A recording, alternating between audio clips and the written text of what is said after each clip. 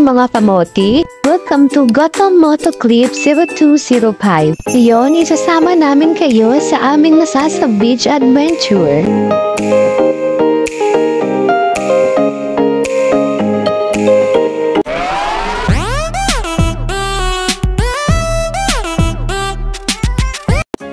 For these rides, may 3 kamoti tayong kasama. Let's go!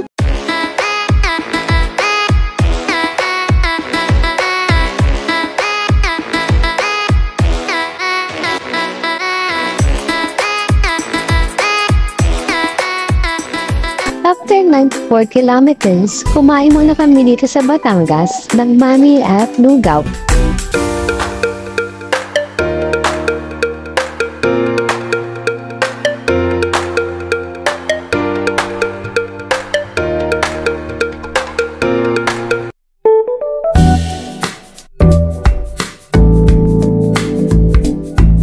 Nagtagtuan nilang Mabini, Batangas Port.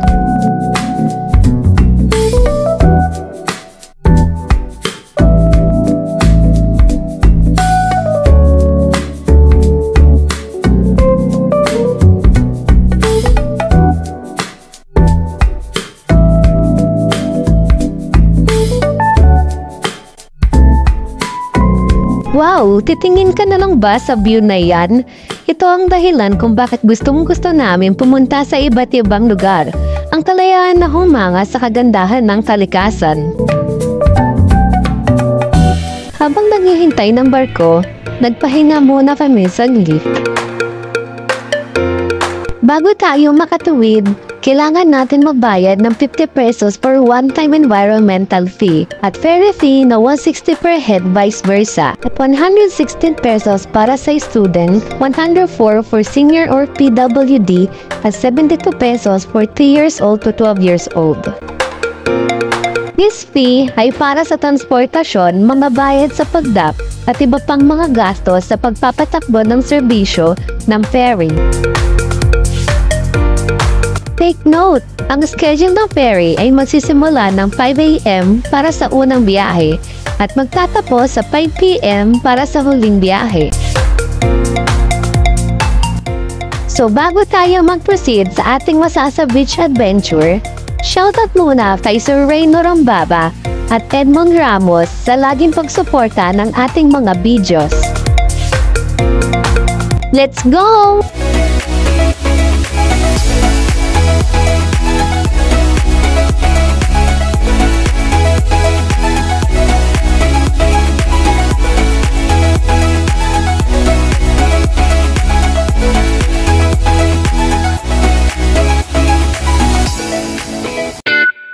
Biyahe ng ferry mula sa Anilaw Mabini Port papuntang Tingloy Port ay 30 minutes lang. At sa bawat minutong lumilipas, nabubuo ang aming excitement at hindi na makapaghihintay na makarating sa magandang Masasa Beach.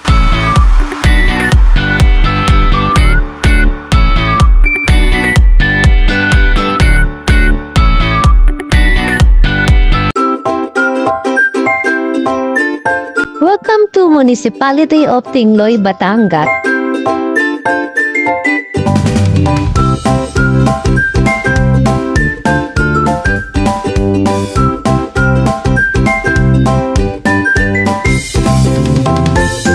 Pagbaba mo sa Tingloy Port, may pilahan ng tricycle.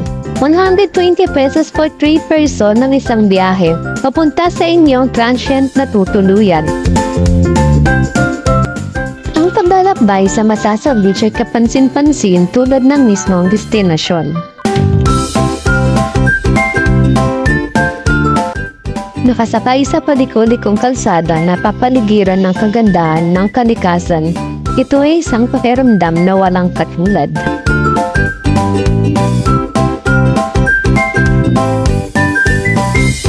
Habang papalakit kami sa dalampasigan, nagiging mas mapanghamot ang mga kalsada.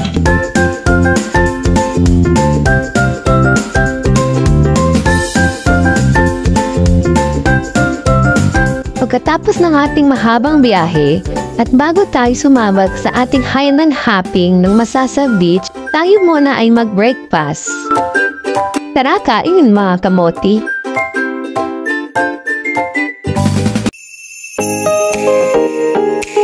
This is it, pansit! Let's go for Highland Hopping! Ang kanilang island hopping ay perfect para sa isang grupo dahil sa 2,000 pesos na good for 4 packs or maximum price of only 500 pesos per person, mararanasan mo nang mapuntahan ang Marina Cave, Sepoc Island, Sombrero Island, Towel Point at Masasa Beach. Kasama na din sa island hopping ang maranasan mo magpakain ng mga isda at umanga sa snorkeling activities. Tara, start na tayo sa ating island hopping.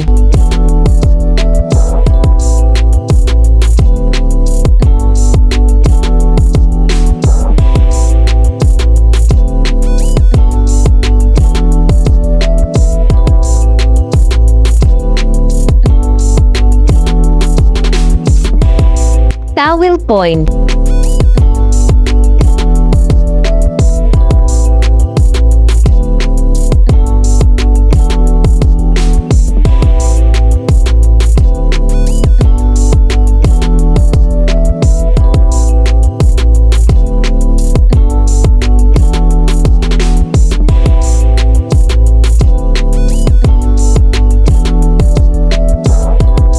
Welcome to Sombrero Island. Dito tayo unang magi-snorkel mga kamoti. So ayan si Kuyang Bangkero, inaayos ang ating mga snorkel gear na ating gagamitin para sa ating snorkel activity. Game on!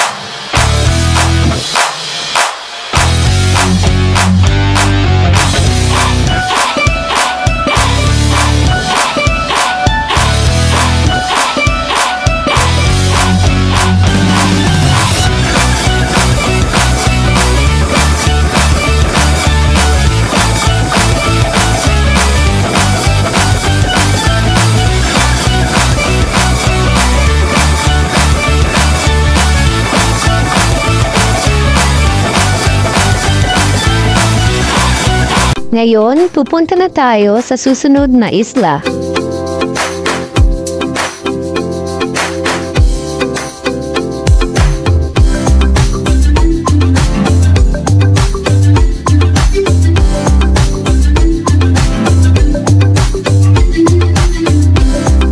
Welcome to Marina Cave.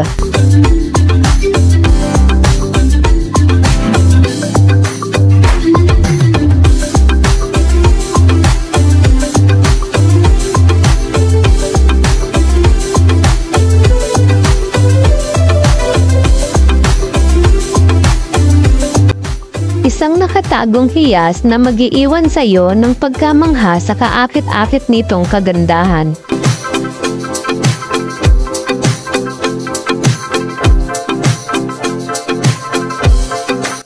Ang malamig na hangin, alingaw-ngaw ng rumaragas ang tubig at ang mga nakakamanghang rock formations ay tunay na makakagaan ng iyong pakiramdam.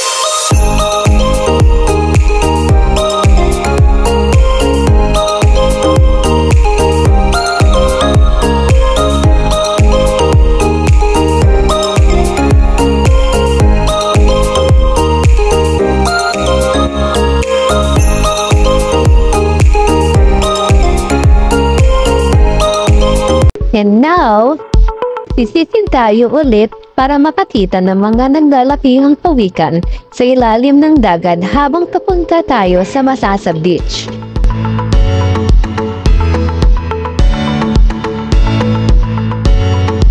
Ang kalaliman ng karagatan ay nagtataglay ng maraming sekreto.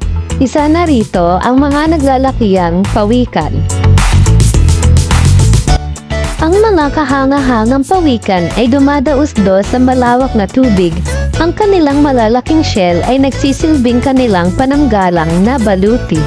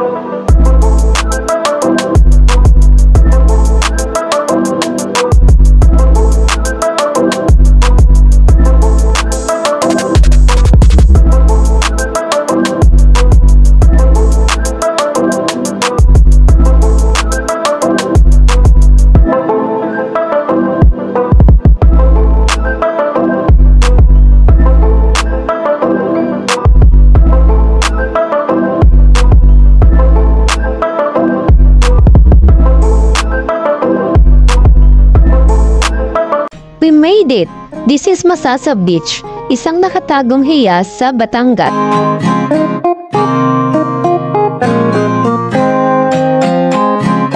Just look at that crystal clear water and white sand.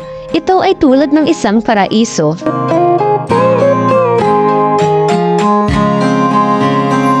Ang tubig dito ay perpekto para sa paglamoy. Napakatahimik, malinaw at ligtas sa mga bata.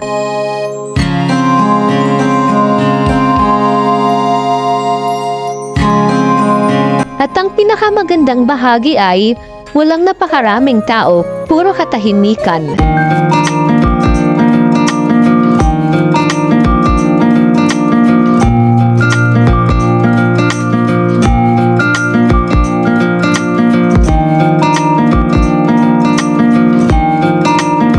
Dito sa tabi ng Masasa Beach, mayroong isang magandang rock formation na perpekto para sa mahilig kumuha ng mga pictures at videos. Pwedeng-pwede at hindi mahirap akyatin ang mga bato, pero syempre dapat tayo ay mag-ingat dahil pwede rin tayong madalas at mahulog.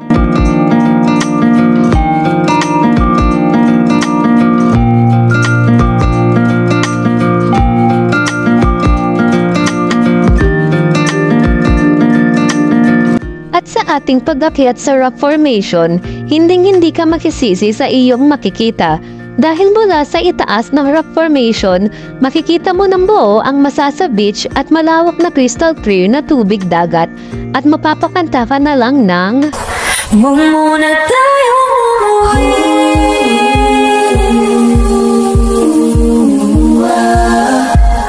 Dito muna, muna.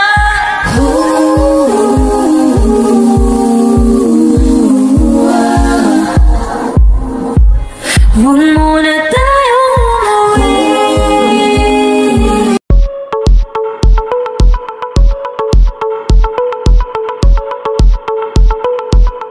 Pagkatapos ng ilang oras na island hopping at paglangoy, oras naman para tikman ang mga iba't ibang boba fruit tea, milk tea at iced coffee flavor dito sa Tea ni Kwan.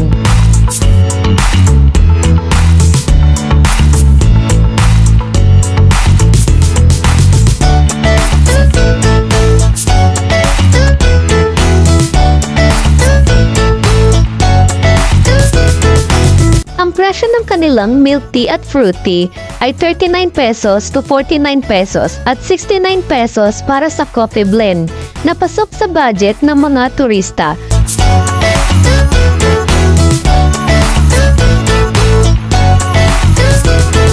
Siyempre, meron din silang burger at siomai na pasok din sa ating mga bulsa. I was waiting till the sky was falling, held my breath till every single star had aligned. On my mind, I never saw it coming. Didn't think you wake me with a kiss like this. Waiting till the sky was falling, held my breath till every single star had aligned. On my mind, I never saw it coming. Didn't think you wake me with a kiss like this.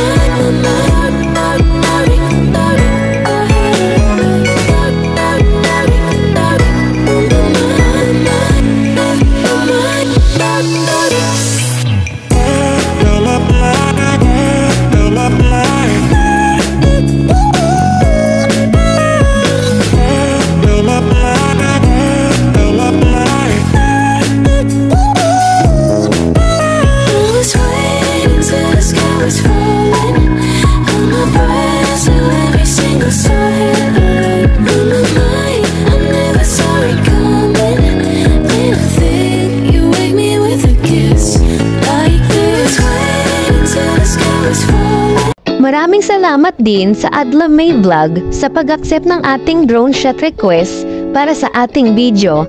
Thank you and God bless.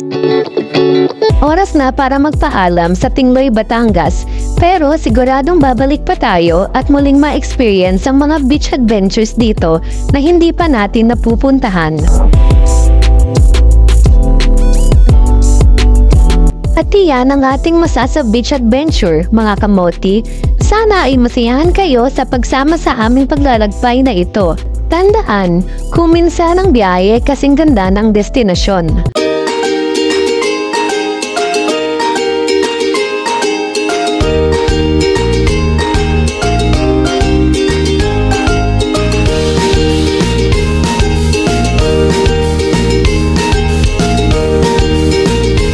Salamat sa panonood at magkita-kita tayo sa susunod naming vlog.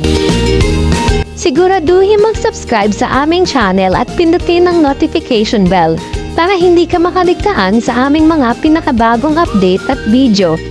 Now let's hit the road!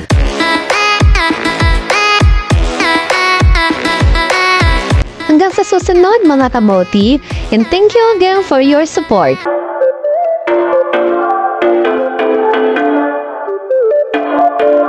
Thank you for watching, mga kamoti. Please like, subscribe, and hit the bell button.